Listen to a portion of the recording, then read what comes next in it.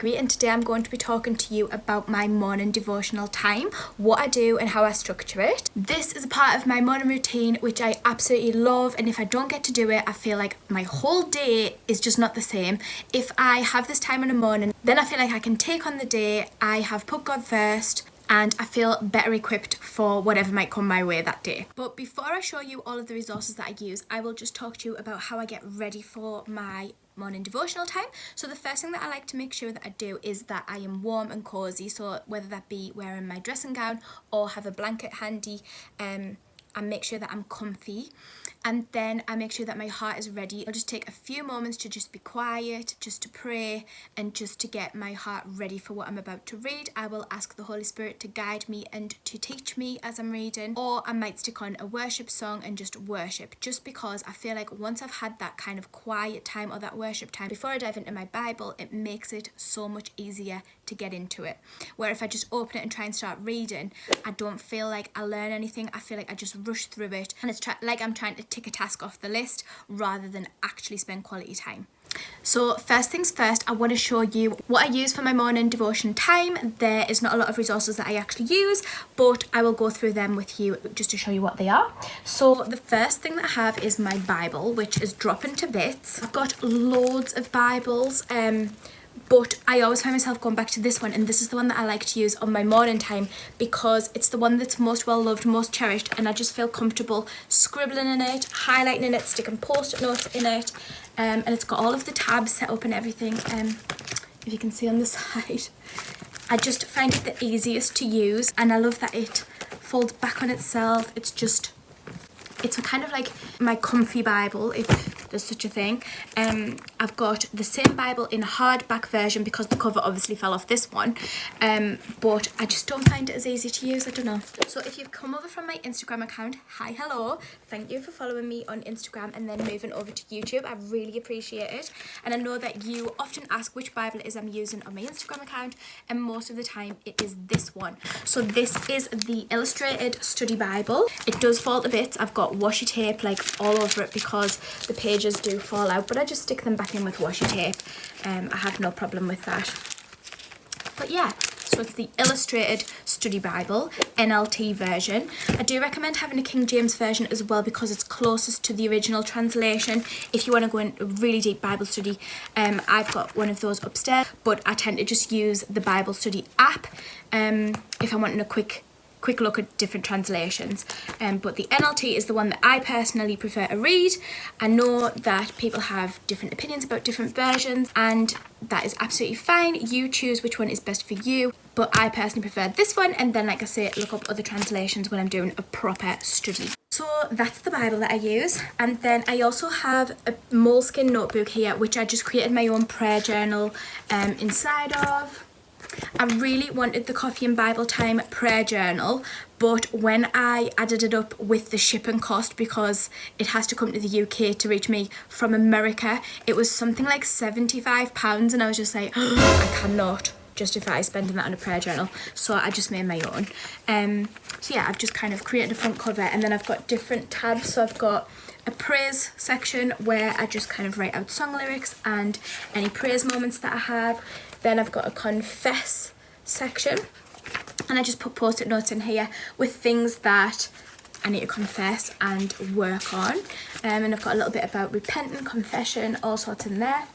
Then I have got a give thanks section, which is just my gratitude section, and I just write out all different kinds of gratitude that's happening in this section. Then I have a rest and listen section, and this is where I just write down everything that I feel like God is saying to me, whether it's through his word when I'm reading it, whether it's through a sermon that I'm listening to, whether it's through someone that I've heard on a podcast, or an internet sermon, or speaking to a friend who's a Christian, song lyrics and worship time when I just feel like God is telling me something. I write it all down in this section. Then the next section is urgent prayer. So I'm not going to show you that because obviously it's got private prayers in there, but I write those down. And the next one is petition, and this is where I kind of write down all of my own needs that I would like to talk to God about, anything that I want to ask of him. I always ask that if it's his will, it will be done. Not obviously just for my own will, it needs to be following God's plan. So I've got John 16 verse 24 quoted at the top of here, which is, ask using my name and you will receive, and you will have abundant joy. So I've got that there, and then I have just got some prayer requests, and I like to put like colour coordinated boxes around just to make it look more aesthetically pleasing. Yeah, I like things to be pretty. But yeah, I've got that in there, just my prayer requests. And then the last section that I have here is answered prayer, and in here I just write down everything that God has answered. And I find it really interesting to go back to my prayer request sections, like the petition and the urgent prayer, and read over them over and over again as I'm praying. And sometimes I go back and I'm like, oh my goodness, that's been answered, amazing, and then I can put it in the answered prayer section. And then at the top, at the very top, I've just got all of the days of the week. And in here I have a different thing that I pray for. So on a Monday I pray for my family. On a Tuesday I pray for my Christian friends. On a Wednesday I pray for my non-believing friends and family. On a Thursday I pray for my church and ministry. On Fridays I pray for the nation, the world and missions. On a Saturday I just pray and worship God for anything and everything. And on a Sunday I pray for the week ahead. So I hope that helps. You don't need to go out and buy ready-made prayer journals. You can just totally make your own. I do have some posts on Instagram about this if you're interested and want to look into it in more depth. And then I have the book that I'm reading at the moment, which is the Essential Tozer collection. This is The Pursuit of God, The Purpose of Man, and The Crucified Life. I'm currently reading The Crucified Life. This book has been incredible. You can see I've got loads of tabs on it. I have highlighted the heck out of it. The pages have fallen out. It is dropping to bits, but my goodness, this has been a really good book. You can see how much I've highlighted in there. Well, the back's not highlighted because that's where I'm up to. And a part of my morning routine has actually been affected by this book, which talks about beginning with the Bible every single day. So I am not a morning person, or I wasn't before I had children, but now I'm forced to get up early because they're both up at like 5:30 in the morning.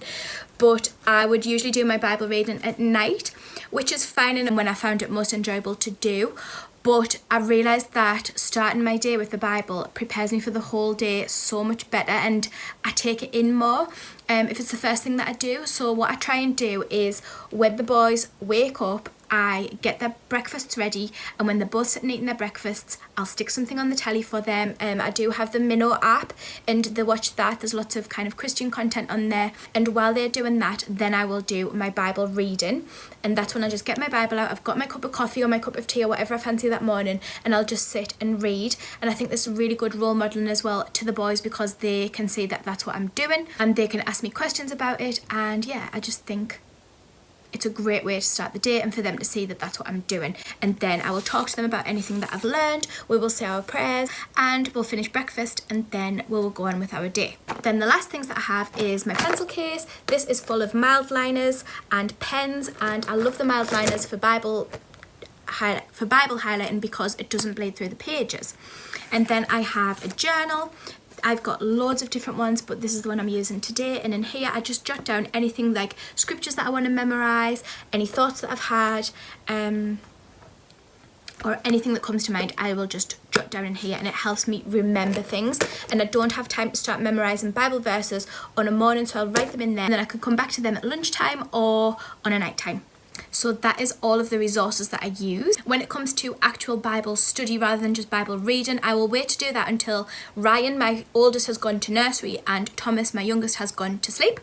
And then I have got usually around an hour and a half to 2 hours where I can do a proper Bible study. That's not every single day. I would say it's probably about 4 times a week I am able to do that. And I share that on my Instagram as well. Just whatever it is that I'm studying, I will take that. During that time I will also read the book that I'm reading. Usually I'll read a chapter, and I will highlight my Bible. I will use commentary, but the app that I use for commentary I will link here. It is amazing. It has got loads of notes, and my Bible also has loads of study notes at the bottom, which is why I love this Bible. So for basically every verse that you read, it's got full commentary. which just helps you to understand what you're reading better. So I will read that, I will read the commentary, and then I will highlight it and take notes, usually directly in the Bible or in my journal. Once I have finished doing my Bible study or my Bible reading or whatever I'm doing, I will say a prayer and thank God for the time that I've just had with him. I will ask him to apply whatever I've just read to my life, or I will ask for forgiveness or whatever if I've been convicted of something, and then I will close everything and go on with my day. Then I will come back to what I learned that morning on an evening, and I'll just it might be a really quick read over of what I learnt that morning and see how my day went and pray again about it, or it might be that I want to delve deeper into it and I'll do some more reading.